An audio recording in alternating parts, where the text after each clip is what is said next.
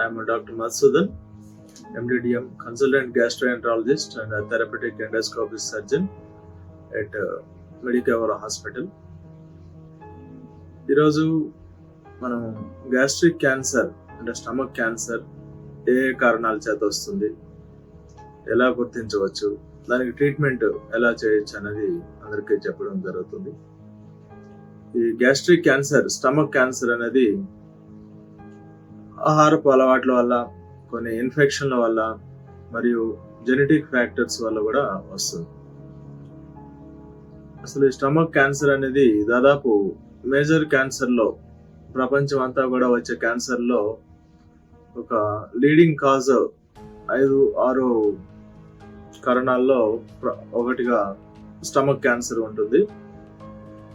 ఈ stomach cancer దాదాపుగా 5-10% people stomach క్యాన్సర్తో రావడము. స్టమక్ క్యాన్సర్ వల్ల ఇబ్బంది ఏంటంటే, స్టమక్ క్యాన్సర్ గుర్తించిన బాగా లేట్ స్టేజ్లో గుర్తించడం జరుగుతుంది. ఎర్లీ స్టేజ్లో గుర్తించడం అనేది కష్టము. ఈ లేట్ స్టేజ్లో గుర్తించడం వల్ల మోర్టాలిటీ అనేది ఒకసారి ఐడెంటిఫై అయినాక 5 years సర్వైవల్ రేట్ అనేది చాలా తక్కువగా ఉంటుంది. ఎందుకని లేట్ స్టేజ్లో గుర్తించడం జరుగుతుందంటే, ఈ లక్షణాలు అనేటువంటివి స్టార్టింగ్ స్టేజ్లో తక్కువగా ఉంటాయి. అవన్నీ చాలా వేగ్గా ఉంటాయి. మనుషులకి కడుపు ఉబ్బరంగా ఉండడము, కడుపు బ్లోట్ అయినట్టు ఉండడము, నొప్పి తక్కువగానే ఉండడము, మరియు అప్పుడప్పుడు మోషన్ నల్లగా రావడము, ఆకలి తగ్గడము, కొంచెం తింటే కడుపు ఫుల్ అయిపోవడం. కానీ ఆ లక్షణాలన్నీ కూడా నార్మలే అనుకుంటూ వాటిని సరిగా గుర్తించలేని పరిస్థితి ఉంటుంది. మరియు బాగా నీరసము, రక్తం తగ్గిపోవడము, ఇవన్నీ కూడా జనరల్ కారణాలలాగానే ఉంటాయి, కానీ అదొక క్యాన్సర్ లక్షణంగా మనుషులు గుర్తించలేని పరిస్థితి ఉంటుంది. సో ముఖ్యంగా ఆకలి తగ్గిపోవడం కానీ, తక్కువగా తినగలడం కానీ, ఎక్కువ తినలేకపోవడము, తర్వాత కడుపు నొప్పి కానీ, మోషన్ నల్లగా రావడము, తారులాగా రావడము, మరియు రక్తం బాగా తగ్గిపోవడము, అలసట అంటే జనరల్గా నార్మల్గా అనుకుంటూ ఉంటారు. అలసట అనేది రక్తం తగ్గిపోవడం వల్ల వస్తుంది. రక్తం తగ్గిపోవడం అనేది మెయిన్ జీర్ణాశయంలో క్యాన్సర్ వచ్చి మనకి రక్తము ఐరన్ అవన్నీ సరిగా అబ్జార్బ్ కాకపోవడం వల్ల, బ్లడ్లో మోషన్లో బ్లడ్ పోవడం వల్ల రక్తం అనేది తగ్గిపోతుంది.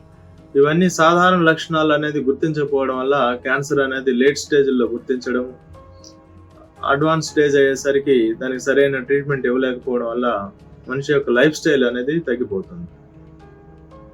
క్యాన్సర్ ముఖ్యంగా వచ్చే ఇన్ఫెక్షన్ ఏంటంటే H. pylori, హెలికోబ్యాక్టర్ పైలోరీ అనే ఇన్ఫెక్షన్ వల్ల ఈ స్టమక్ క్యాన్సర్ అనేది రావడం జరుగుతుంది.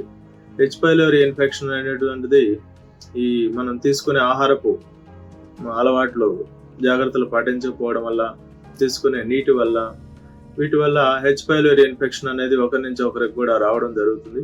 H. pylori ఇన్ఫెక్షన్ చాలా సంవత్సరాలుగా ఉండడం వల్ల యాసిడ్ పర్సంటేజ్ తగ్గిపోయి స్టమక్ లో క్యాన్సర్ కణాలు అనేది పెరగడం జరుగుతుంది.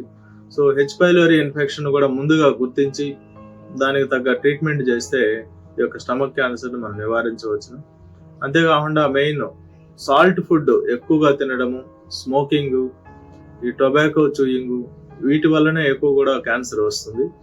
సాల్ట్ ఫుడ్ బాగా తగ్గించడం వల్ల స్టమక్ క్యాన్సర్ మనం నివారించవచ్చు. ఈ జెనెటిక్ ఫ్యాక్టర్స్, కొన్ని స్టమక్ లో పాలిప్స్ అని ఉంటాయి. ఆ పాలిప్స్ ను కూడా ముందుగా మనం ఎండోస్కోపీ ద్వారా గుర్తించి పాలిప్స్ ని రిమూవ్ చేయడం కానీ, ఆ పాలిప్స్ ఉన్న వాళ్ళకి రెగ్యులర్ గా ఎండోస్కోపీ అనేది పరీక్ష చేసి ఆ స్టమక్ లో తక్కువ స్టేజ్ లో క్యాన్సర్ ను గుర్తించడము, దాన్ని క్యాన్సర్ అడ్వాన్స్ స్టేజ్ రాకుండా నివారించడం అనేది కూడా జరుగుతుంది.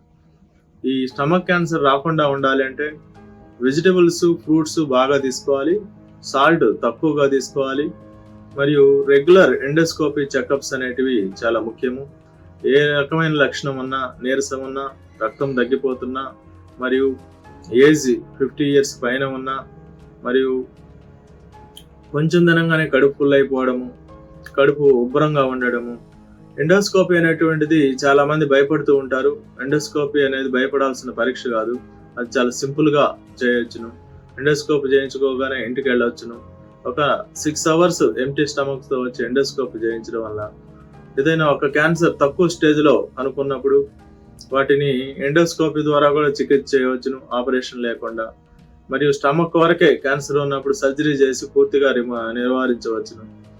మరియు ఏదైనా అడ్వాన్స్ స్టేజ్లో ఉన్నప్పుడు కీమోథెరపీ మందులు ఇచ్చి మరీ ఎక్కువ పెరగకుండా కూడా మనం స్టమక్ క్యాన్సర్ని ట్రీట్మెంట్ చేయవచ్చు. ఇవన్నీ కూడా మెయిన్ ముఖ్యంగా ఎండోస్కోపీ గురించి భయపడకుండా మరియు వాటి యొక్క ఈ రకరకాల ఆహారపు అలవాట్ల గురించి ప్రజలందరూ అవగాహన పెంపొందించుకొని మరియు ఈ స్టమక్ క్యాన్సర్ పట్ల అవగాహన ఉండి ఈ లక్షణాలు ఏమున్నా కూడా వాటి పట్ల అశ్రద్ధ చేయకుండా మెయిన్ రక్తహీనత, నీరసము మరియు కడుపు ఉబ్బరము ఇలాంటి గ్యాస్ట్రిక్ ట్రబుల్ లక్షణాలు అనుకొని వాటికి గ్యాస్ట్రిక్ మాత్రలు ప్యాంటాప్రోజోల్ అలాంటివి కంటిన్యూగా వాడకుండా ఒకసారి ఎండోస్కోపీ చేయించుకొని ఆ క్యాన్సర్ని ముందే కనుక్కొని మనం క్యాన్సర్ని కానీ నివారించగలిగితే ప్రజల యొక్క ఈ లైఫ్ స్టైల్ అనేది బాగుంటుంది, వాళ్ళ యొక్క ఫ్యామిలీ మీద బర్డన్ తగ్గుతుంది మరియు ఫైనాన్షియల్గా కూడా కొంత మనం ఇబ్బందులు లేకుండా నివారించవచ్చును.